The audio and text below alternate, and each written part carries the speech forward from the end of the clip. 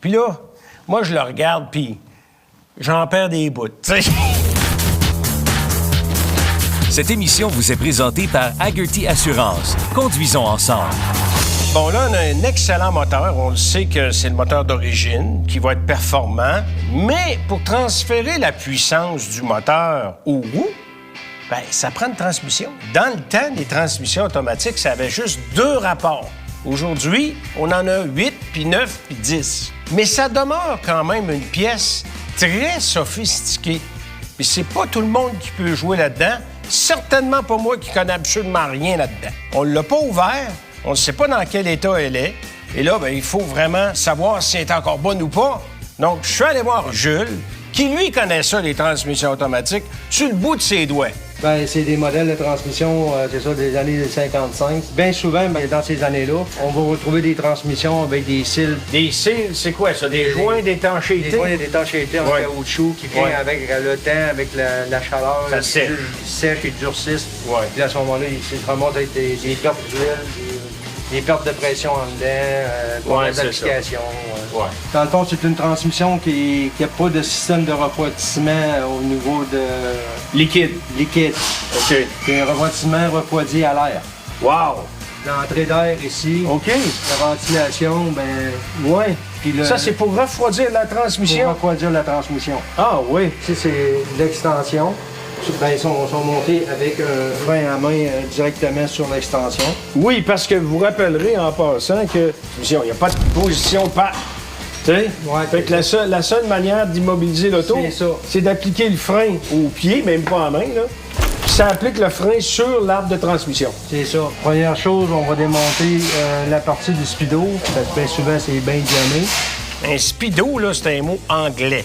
Ça veut dire, finalement, l'indicateur de vitesse. Une pièce simple, mais si elle était brisée, ça partait mal. Tu es obligé de la remplacer, ça, ou bien non? Absolument pas, parce que c'est très rare. Elle n'est pas maganée, elle est comme une neuve. Où est-ce que je suis chanceux? On va démonter la partie arrière de la transmission pour pouvoir enlever la partie du frein à main. Bon, dans le fond, là, on arrive à la partie interne. C'est en aluminium, ça? Oui, en aluminium. L'aluminium de qualité. Quand ils ont créé cette transmission-là, ils essayaient d'avoir une transmission plus légère que la concurrence. Puis ils ont réussi parce que c'était 100 livres de moins qu'elle pesait. C'est là qu'il m'a dit que dans le temps, l'aluminium était beaucoup plus rigide. L'alliage était différent par rapport à aujourd'hui, qui répond à des critères nettement différents aussi. Dans le fond, c'est la pièce qui est ici, on appelle ça, c'est le gouverneur. Le gouverneur, lui, il sert pour les changements de vitesse. Alors, vous voyez la petite valve qui est dedans, là? Bon. Ça, je t'ai vu aller, là, tu y vas avec des doigts expérimentés. Hein? Faut vraiment pas perdre toutes les petites pines, là. Ouais. On peut-tu dire qu'une transmission, c'est la composante la plus complexe d'une auto? Absolument. T'as pas le droit à l'erreur. Ouais, on démonte. Et voilà, le circuit à l'huile, dans le fond, qui fait... Pousser cette valve-là, là. La petite valve ici, quand elle se déplace, mais c'est elle qui fait que... Elle envoie là, ou là. Qui rouvre le circuit pour aller à la shift valve dans le valve body pour faire shifter le système de clutch. Ouais, OK. Ah, ça, c'est la partie... Oh! Ça, quand on fait l'inspection de ces rings-là, il faut vérifier. Comme celui-là, il est cassé. Il est? Ouais. Celui-là, il est débarré. Dans le fond, il est pas barré. Non? Fait tout simplement fermer comme ça. Ben oui, oui. Puis là, c'est la pression qui arrive entre les deux qui fait que... Il ouvre un peu. Il ouvre un peu. Parce qu'on voit, il cherche à ouvrir. Oui. Il est tout le temps étanche. OK. Puis on voit qu'il n'est pas usé parce que le ring, il n'est pas coupé. Bonne nouvelle! On voit à l'intérieur aussi, ici, là, que la partie d'aluminium ici, il n'y a pas aucune usure en dedans. Parce que des fois, les rings, ils vont user la partie d'aluminium. Fait que là, on serait rendu à l'étape d'enlever la partie de bellowsing en avant.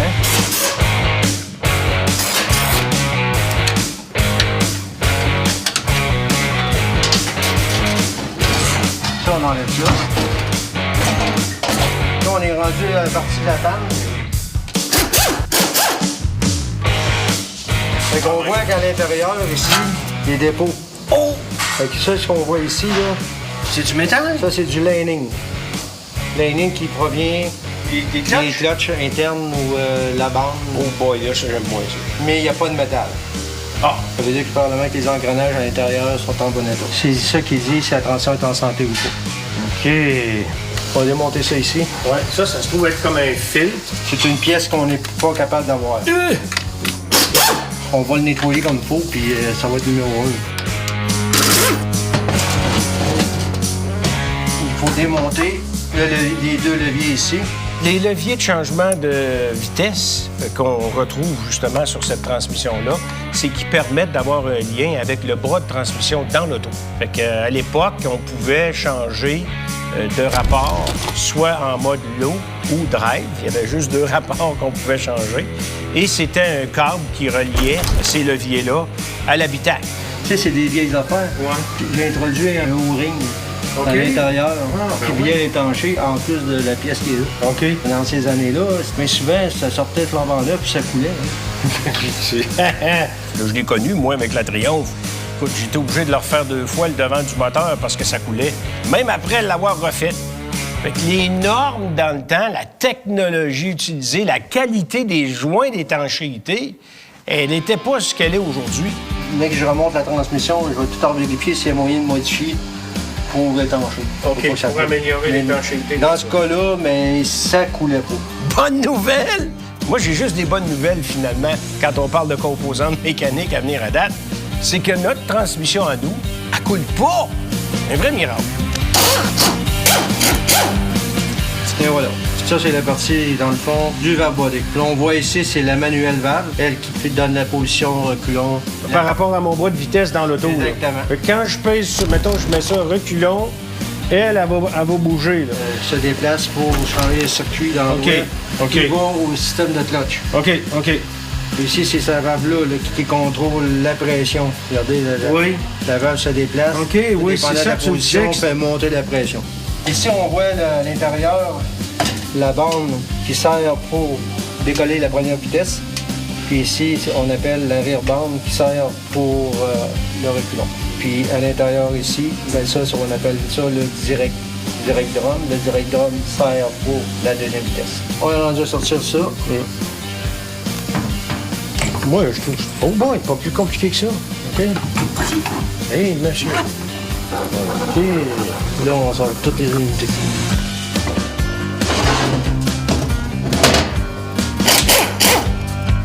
Ça ici, la partie qui est là, on appelle ça la rear pump. L'explication simple de la rear pump, c'est simplement que c'est une composante qui permet, lorsque la voiture est engagée en mode reculon ou en mode low, donc en première vitesse, de pousser l'auto, ça bloque la transmission, puis ça permet d'engager les roues puis le moteur en même temps, et c'est ce qui permet de démarrer la voiture. Mais une fois que la voiture est démarrée, elle ne s'emballe pas. C'est comme si ça tombait automatiquement au nœud. Fait que c'est pour aider à démarrer la voiture en la poussant. Mais dans le temps, j'imagine que les démarreurs n'étaient pas fiables. Vous voyez là, l'engrenage de la pompe est barré par une petite bille. Ben oui. qui va dans le shaft ici. Il ne faut pas oublier de la mettre. Vraiment particulier comme mécanisme. Là, on remonte la partie de la rear pompe et flambe en neuf. C'est flambant là. Ah ben.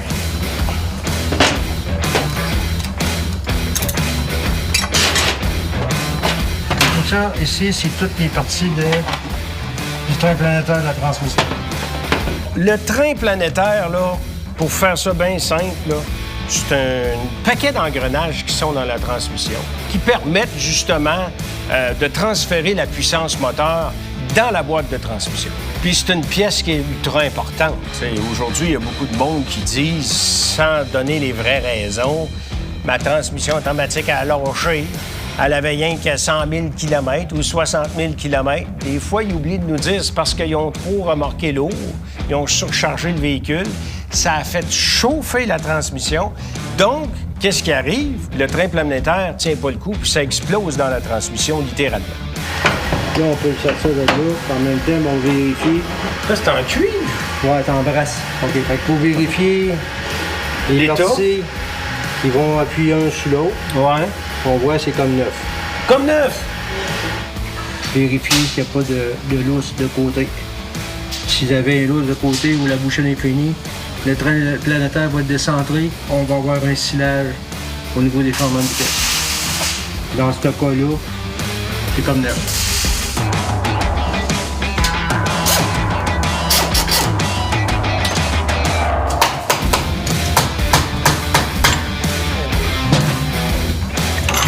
Dans le fond, on a la pompe ici. Ce qui est important, c'est de vérifier. On va sortir de là, on voit qu'elle est comme une neuve. Hein. Le côté... C'est pas usé, ça? Je vois des rayons. Aucune règle. Non? Aucune règle. Le plus important, c'est de vérifier ça ici. Si on va voir dans le côté ici, là, vous voyez, c'est comme lisse. On sent pas de morphile dans le côté. Ouais. C'est tellement précis que le moindrement qu'il y a une modification dans les paramètres, toute la transmission est affectée. C'est ça. Ici, là, il y avait deux valves. Là. Il y avait une valve qui sert pour la pression régulateur. Un régulateur, c'est que lui, il s'assure que tu as toujours la même pression d'huile, c'est ça? C'est le spring qui bâtit la pression. OK. Là, on arrive à la pièce, dans le fond, qui est la deuxième vitesse. Là, comme là, on voit la partie qui va porter après le pré-planétaire qu'on a monté. Ouais. Puis, on a la partie avant qui vient s'appuyer après le washer, qui est là. OK. Le washer comme en carbone ou quoi? Carbone, ouais, c'est ça. Ah, ouais. Puis, il n'y a aucune usure. Hein? Aucune usure. Il y a un problème qu'on voit. On voit ici la bouchine d'adresse. Ça, c'est tout ton bearing au complet. Dans le fond, il y a une grande portée. C'est toute la bouchine au complet. Ouais. Ça veut dire, elle sert pour porter là. Oui, exact. Ouais. Puis le ring va porter dans la bouchine. Ouais. Regardez, là. On voit, ça, là. Ouais, il est coché. Wow! Bon, ça y est. Mauvaise nouvelle. Là, ça se peut qu'on ait plus d'usure à l'interne, compte tenu du fait que on a une pièce d'usure. Oui, ça peut arriver que, dans le fond, la partie de l'inning qu'on a vue, peut-être qu'elle venait de là. Et effectivement, ça vient de là. Comme j'ai parlé tantôt, dans le début, là, on montrait la panne avec un petit peu de lining dedans. Ouais. Ça vient de là. Oh! Oui, les clutches sont décollées ici. Là. OK. Ça, c'est des clutches. Dans le fond, la clutch, ce qu'elle fait, c'est elle qui donne le pouvoir pour la deuxième vitesse. OK. Mais on voit par les styles ici là, que la transmission n'a pas glissé. C'est vraiment une usure. On pourrait qualifier de normal. On voit qu'ils ne sont pas spotés, ils ne sont pas tout croches. Okay. Ça, c'est encore bon. Oui. Bon, la clutch, en fait, c'est un disque. Il y en a un métallique, puis il y en a un qui est comme en espèce de matériel spécial qui permet de mordre dans le disque en métal. Donc, il y a un ensemble de disques qui sont collés ensemble et ça, c'est relié dans un boîtier et avec la première vitesse. Et il y en a un deuxième boîtier pour la deuxième vitesse. Donc, avec une pression hydraulique, on engage les disques, on les force à se coller ensemble, ce qui engage la vitesse qui est reliée, comme par exemple dans le cas de la première vitesse. Et lorsqu'on veut changer en deuxième vitesse, on enlève la pression, on la transmet dans le deuxième boîtier qui serre les disques ensemble et qui engage la deuxième vitesse. Là, là. Donc ça, c'est la rear bande. Puis là, ben ça continue. Moi, je le regarde, puis j'en perds des bouts. Tu sais, sincèrement, tu sais, il y a des pièces qui enlèvent, des pistons, Puis c'est là qu'il me dit, ben regarde, cette pièce-là est parfaite. Moi, je regarde la pièce, comment est-ce qu'il fait pour savoir ça? Il n'a même pas mesuré. Mais tellement habitué, il en a tellement fait dans sa vie, que juste en jetant un coup d'œil sur la pièce, il est capable de te dire « Ah, on va changer le joint d'étanchéité, là, parce que lui, il est sec. Le gars, c'est sec. » Il me parle de même, tu sais. Puis enlève ça, lui. Puis le reste, tout est parfait. On va nettoyer ça, puis ça va être bien beau. Fait que si je trouve ça formidable, puis je regrette pas d'être allé le voir. On appelle cette pièce-là le stator shaft. Donc lui, il bouge pas. Dans le fond, cette pièce-là, elle sert tout simplement à donner de la force au véhicule pour décoller. En bon état? Oui. Fait qu'on les prend au lavage. Bon, ben parfait.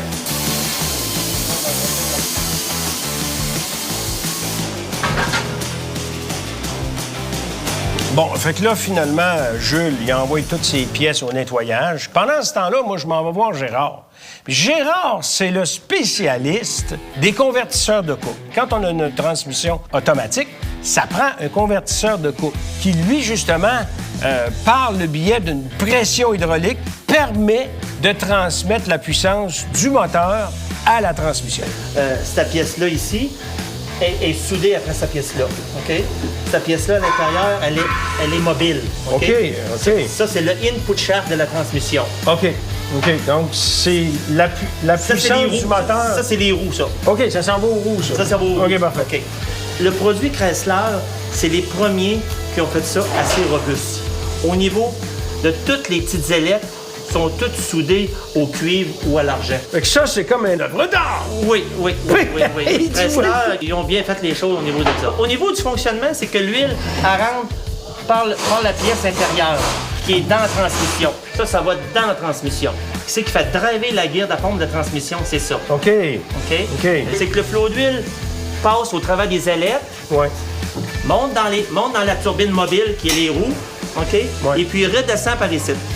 En descendant par ici, OK, elle vient frapper dans le stator pour donner une augmentation de puissance. C'est pour bon. donner du pouvoir au véhicule. OK, c'est bon. Je comprends. S'il était freewheel, Ouais. les deux côtés, le véhicule aurait peine de misère à avancer. Je comprends. Fait que passer... Pour ça qui est barré d'un bord. C'est ça. Là, je peux le voir de même. Regardez, elle est freewheel ici. OK? Ouais. Puis elle bloque l'autre bord. Ah, Ça veut OK. dire que cette pièce-là, elle est fonctionnelle très bien. Fait que là, ça fait un cheminement de flot d'huile tout le temps comme ça. Ouais. Puis le retour de l'huile Ouais. se fait par l'intérieur ici. Ça prend un adapteur pour bolter après le crank du moteur. OK. Pour faire le lien. Pour faire tout le lien de boule, de fluide en tant que tel. Aujourd'hui, on a beaucoup de choses à vérifier, OK? Et à changer surtout, OK? Dans ce modèle-là, c'est une question de vérifier le jeu des bushings au niveau de ça. Vous voyez, celle-là là, est un petit peu lousse, au moins de 25-30 millièmes. Hey. Fait que, on va la changer parce qu'à l'intérieur, le input shaft, la transmission, il n'est pas centré, il est lousse. OK, C'est lui qui guide le input shaft. Oui, je comprends. Fait que s'il est décentré, On est- ça va causer une usure prématurée à la transmission Ben au niveau oui. des rings et de la pression d'huile.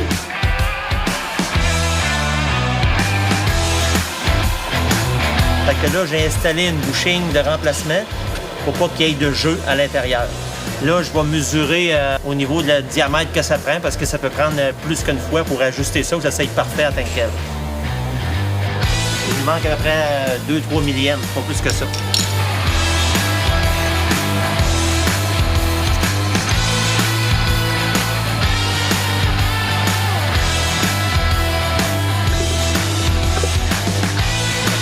Les pièces de convertisseur, comme vous avez vu, elles se séparent en deux. Pour les réunir, il faut les souder. À l'époque, ce qu'ils faisaient, ils faisaient des soudures, mais pas uniformes tout le tour du convertisseur. Mais Gérard, grâce à sa grande expérience, pour améliorer la durabilité de la pièce, lui, il va la souder à la grandeur, tout le tour, ce qui permet d'avoir une bien meilleure qualité de réparation et un meilleur rendement à long terme. Vu que c'est une excellente pièce, ça valait le coup. Alors là, une fois que c'est fait, moi, je m'en retourne voir Jules pour voir où ce qui est rendu. Là, je remplace dans le fond la bouchine qu'on a vue tantôt, qui était usée ici sur la partie des rings.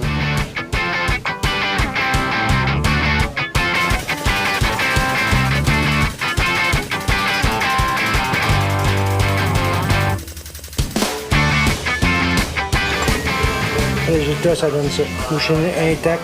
Si le bushing dans le convertisseur de couple était brisé, nécessairement, ça a provoqué des vibrations dans la transmission. Et donc, il est obligé de changer la bushing aussi. Bien, il l'a réparé. Puis là, l'alignement de l'arbre est parfait. Par rapport au convertisseur de couple, c'est parfait. Et c'est ce qu'il fallait. Donc, lui, il a pris son train planétaire puis il a embarqué ça dans le boîtier de la transmission. C'était numéro 1.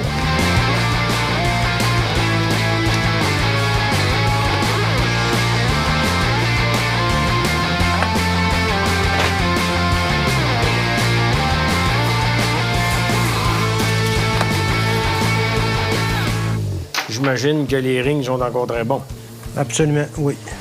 Oui, parce que c'est certain qu'on n'aurait pas mis ça là. On est rendu la partie gouvernement. C'est vraiment Un ressort, comme un ressort qu'il y a dedans. Ouais. La valve travaille très bien. Ouais. On va tout simplement nettoyer. OK.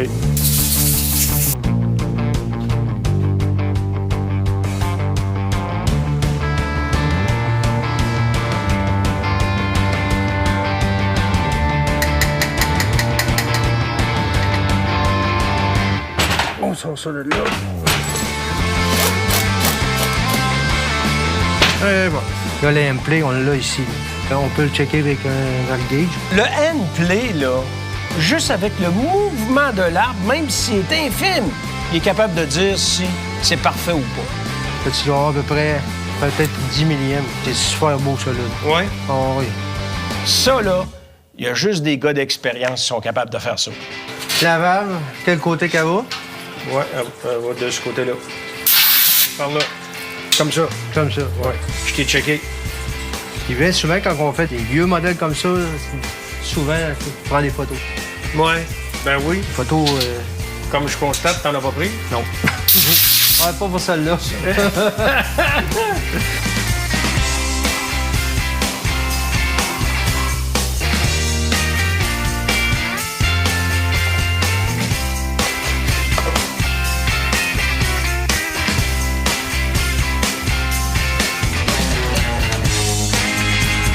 Dans le fond, il faut serrer 72 livres pouces. Et voilà. On gère ça là. Ouais. Puis là, on slack. Puis comme l'ajustement qui donne ici, 2 tours, 3 quarts. Donc on a un tour, 2 tours, 3 quarts. On serre ça là. Merci, bonsoir. C'est fini. Donc on va checker toutes les applications. Il y a 3 applications. Direct clutch pressure, c'est... Celui-là. Ah, oui, il vaut. Ça va opérer. Ça va être là-dessus. Kick down pressure. Le piston pour la première vitesse. Numéro 1. OK. Reverse pressure, le dernier. Et voilà. Ça, c'est la renverse. Puis lui, on l'a tout défait, on l'a nettoyé. Il est en bon état. Il est parfait. Parfait. Lui, On le remet en place. Nos vérifications sont toutes faites. Ouais. On est sûr qu'on met l'huile dedans, ça marche. Ouais. Tout est en place. La transmission est neuve. Un œuf. Là, on pose la panne à l'huile. Donc, c'est ce qui contient l'huile à la transmission, dans le fond. Oui. Et moi, ce que je fais bien souvent, là, je vois, il n'y en a pas dedans. On va mettre un aimant dans le fond Les pour petites ramasser juste particules. les petites particules de roche. De métal. Ça veut dire qu'on pourrait l'installer ici dans le coin. Et voilà. On sait que ça forme bien. Fait que si ça forme bien, c'est parce qu'il est à bonne place.